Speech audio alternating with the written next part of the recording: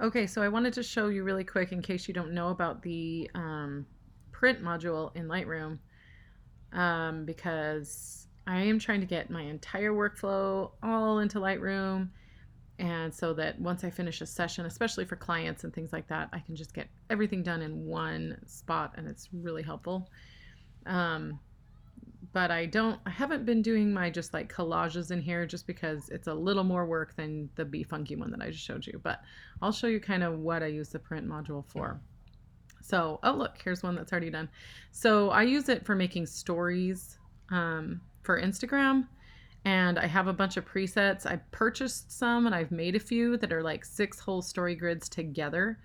And then, to change these, all you do is just drag stuff in, but normally I don't start with one full like that. I'll just show you.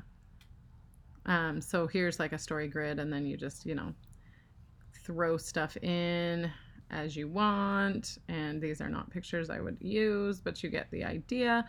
And then there's like just one line of text that you can do and things like that. So it's kind of fun, and they look kind of wonky in here, but they look good when you print them, and then you just print them to an online space, put them on your phone.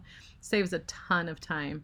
So that's specific story grids. You can also do just like that's like a whole sequence, but you can also do just like one at a time kind of a thing. So you don't have to do an entire sequence, but it's nice to have a sequence that's all ready for you, just presets that you throw stuff into. Super easy and nice. So I could use these for, these are just my personal pictures from the trip or whatever, but I still might want to do stories of them, and then it's just easy to do. So there's lots of fun things to do like that. So I purchased those from Noble Presets, but also there's a bunch of free ones. So here, for example, these are a bunch of just free ones that I got that are different grids. And it's that same kind of thing where I can just be like dragging stuff in. Maybe. What's happening? Huh. I've obviously never used these. I don't know why it's not letting me drag those in. Oh, I know why. Because with these ones, it's not a drag and drop situation. It's like a control and choose kind of a thing.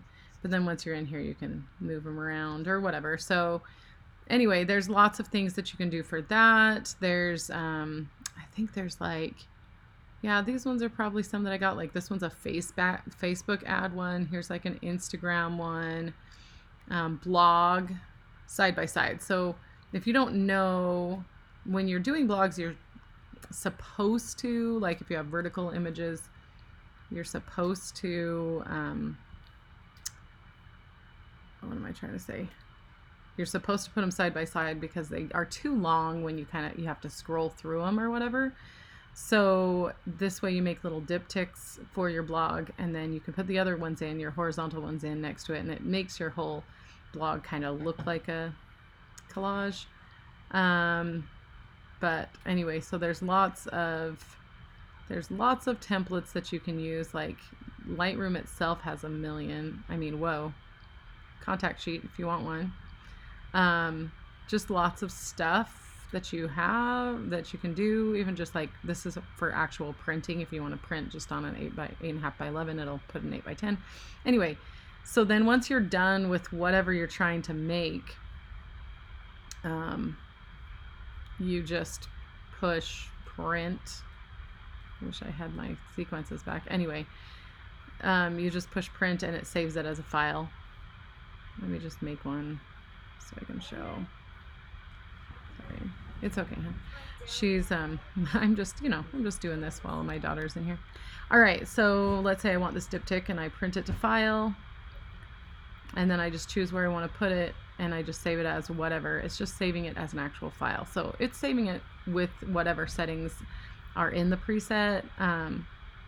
So, you just change that to whatever you want.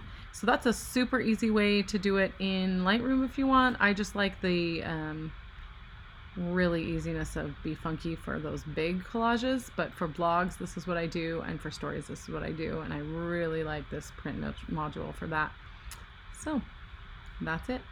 Goodbye.